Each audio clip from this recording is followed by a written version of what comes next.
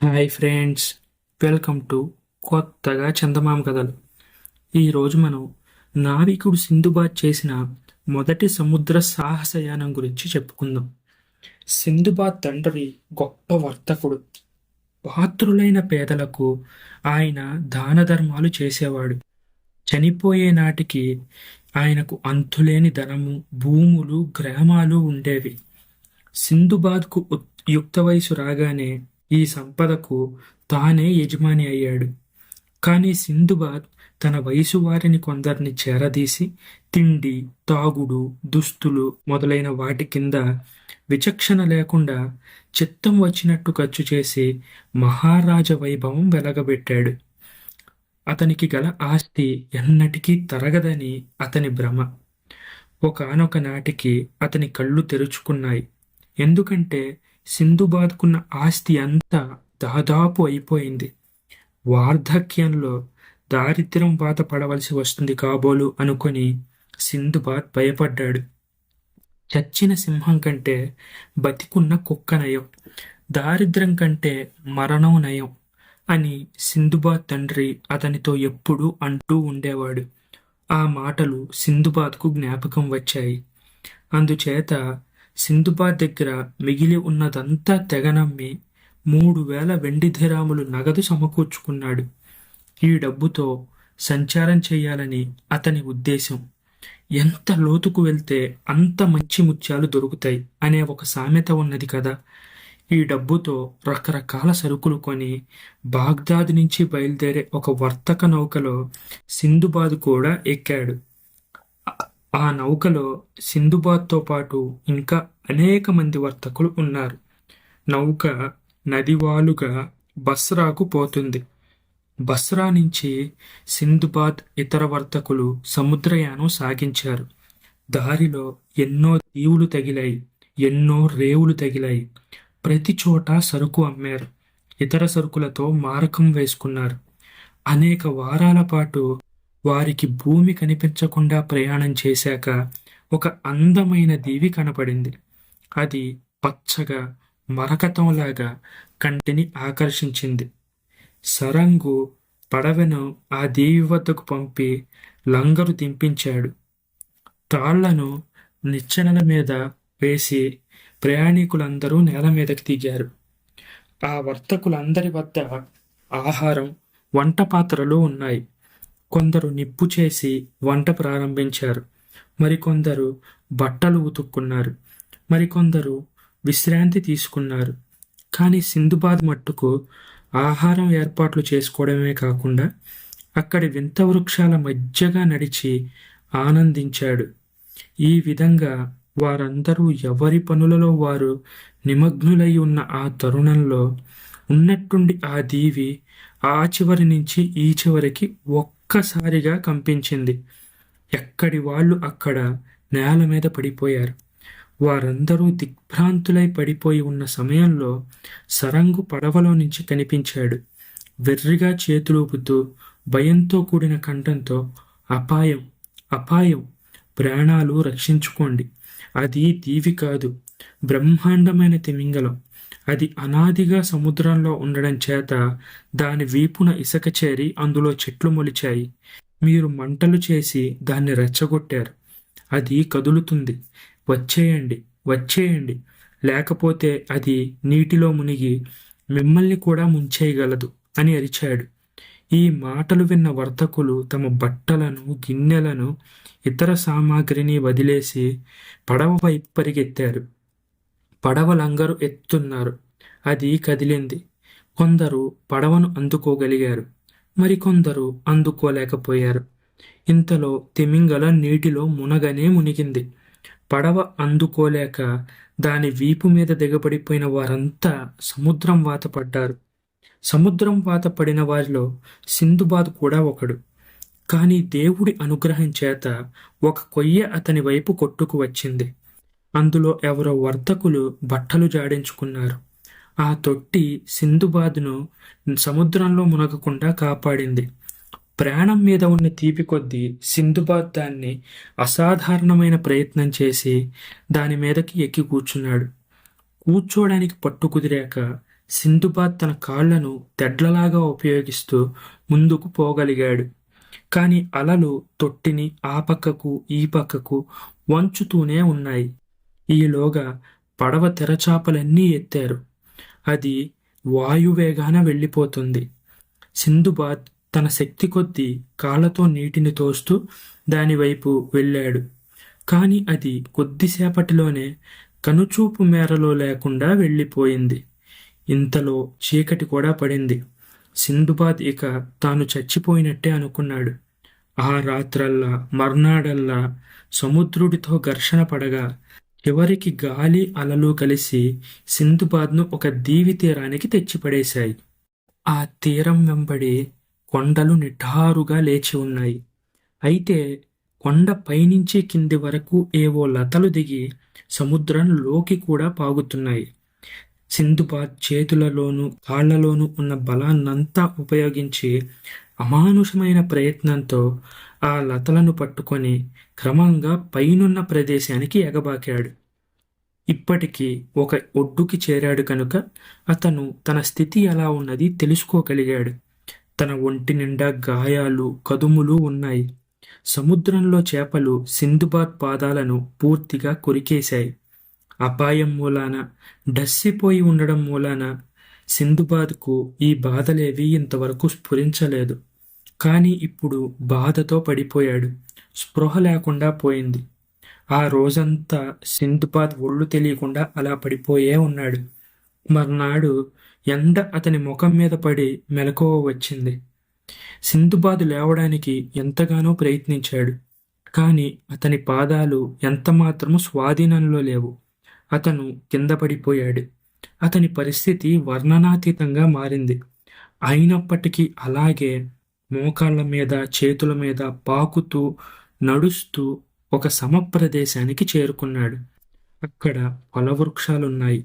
మంచినీటి సెలయేళ్లున్నాయి. వాటితో కడుపు నింపుకుంటూ అక్కడే చాలా రోజులు విశ్రాంతి తీసుకొని మెల్లిగా బలం చేకూర్చుకున్నాడు. అతని శరీర బాధలు క్రమంగా తగ్గసాగాయి. అటూ ఇటూ తిరగడానికి కాను 2 చంక కర్రలు తయారు చేసుకున్నాడు.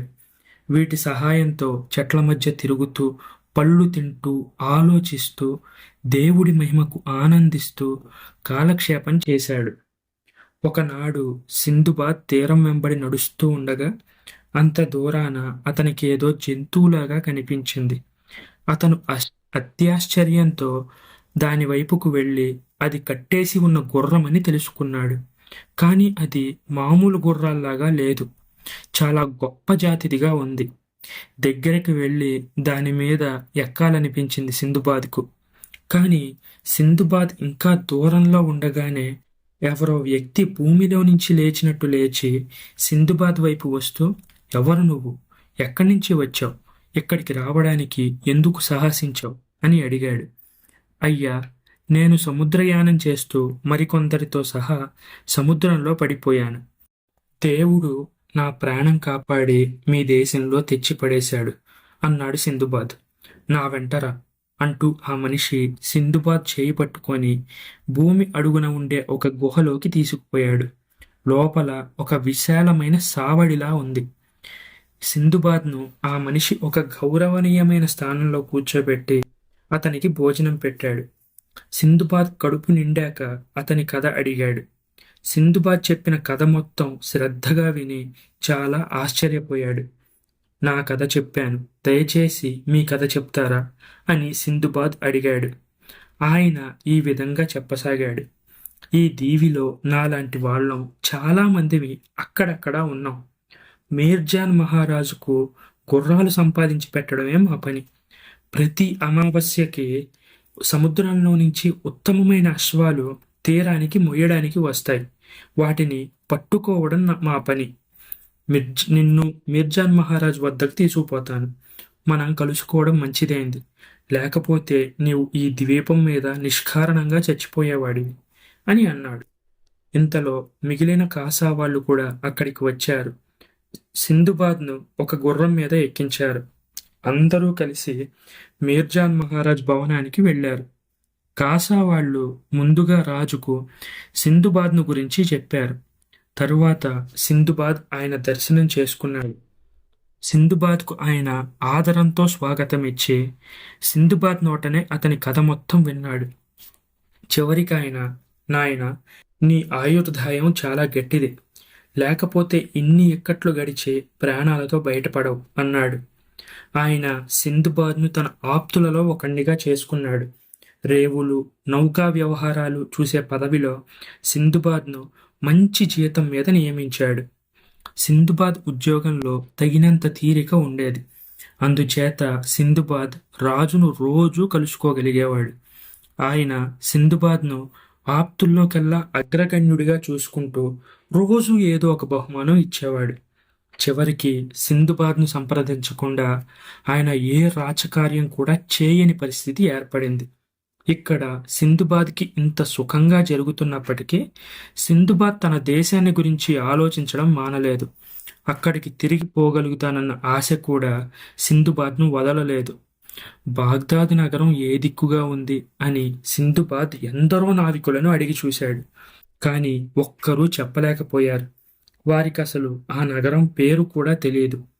అందువల్ల కాలం గడుస్తున్న కొద్దీ సింధుబాద్లో స్వదేశానికి తిరిగిపోవాలన్న కాంక్ష మరింత ఎక్కువ కాసాగింది. తిరిగిపోలేడేమో అన్న భయం కూడా తలెత్తింది. ఒకనాడు సింధుబాద్ సముద్ర తీరాన రేవులో నిలబడి చూస్తూ ఉండగా, ఉద్యోగరీత్యా పడవల కోసం చూస్తూ ఉండగా ఒక పెద్ద పడవ రేవు చేరింది. పడవ లంగరు దించి తాటినిచ్చిన కింద వేయగానే సింధుబాద్ పడవ మీదకి ఎక్కి సరంగును కలుసుకొని సరుకులు తనిఖీ చేశాడు. అతని ఎదుటనే నావికులు వాటిని బయటపెడుతుంటే సింధుబాద్ జాబితా రాసుకున్నాడు. అంతా అయ్యాక పడవలో ఇంకేమీ సరుకు లేదా అని సరంగుని అడిగాడు. ఉన్నది బాబు, అది విక్రయానికి కాదు, అందుచేత అడుగున వేసి ఉంచాను. ఆ సరుకు గల మనిషి సముద్ర మధ్యంలో మునిగిపోయాడు. అవకాశం దొరకగానే దాన్ని అతని బంధువుల పరం చేస్తాను. వారు బాగ్దాదు నగరంలో ఉంటారు అని చెప్పాడు సరంగు. అయ్యా, ఆ మునిగిపోయిన మనిషి పేరేమిటి అని సరంగుని అడిగాడు సింధుబాద్. నావికుడు సింధుబాద్ అని ఆయన జవాబు చెప్పాడు.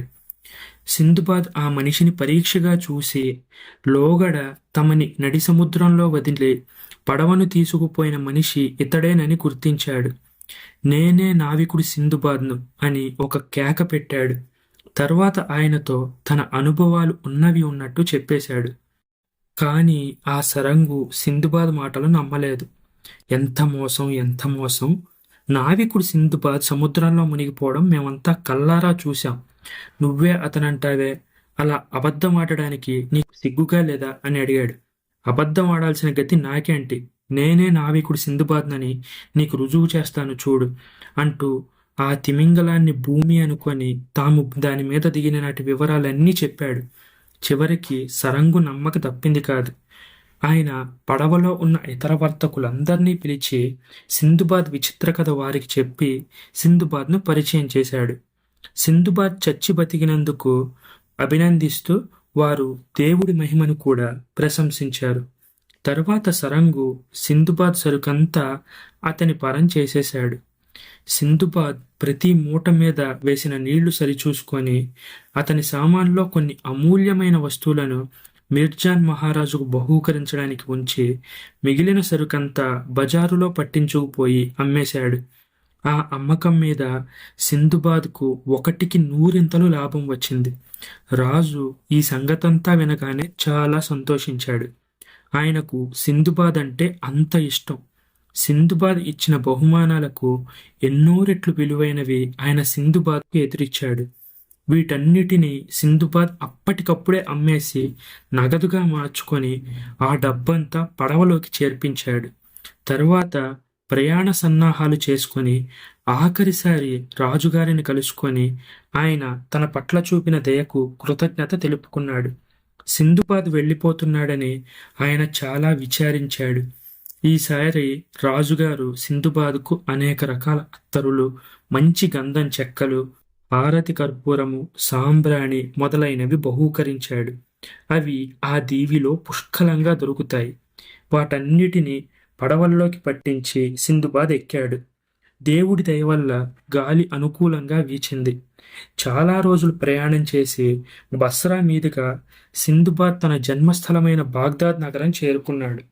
అదృష్టవశాత్తు అతని ఆప్తులంతా ఆరోగ్యంతో ఉన్నారు.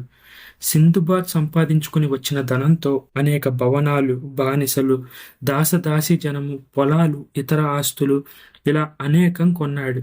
తన తండ్రి పోయే నాటికి అతనికున్న ఆస్తిని మించి కొనగలిగాడు. తర్వాత సమస్త భోగాలు అనుభవిస్తూ అతని ప్రయాణంలో పడిన ఇక్కట్లన్నిటినీ సులువుగా మర్చిపోగలిగాడు. ఈ కథ మీకు నచ్చినట్లయితే దీన్ని లైక్ చేయండి, మీ ఫ్రెండ్స్ అందరికీ షేర్ చేయండి. అలాగే మన ఛానల్ని సబ్స్క్రైబ్ చేసుకోవడం మాత్రం అస్సలు మర్చిపోకండి. Thank you friends.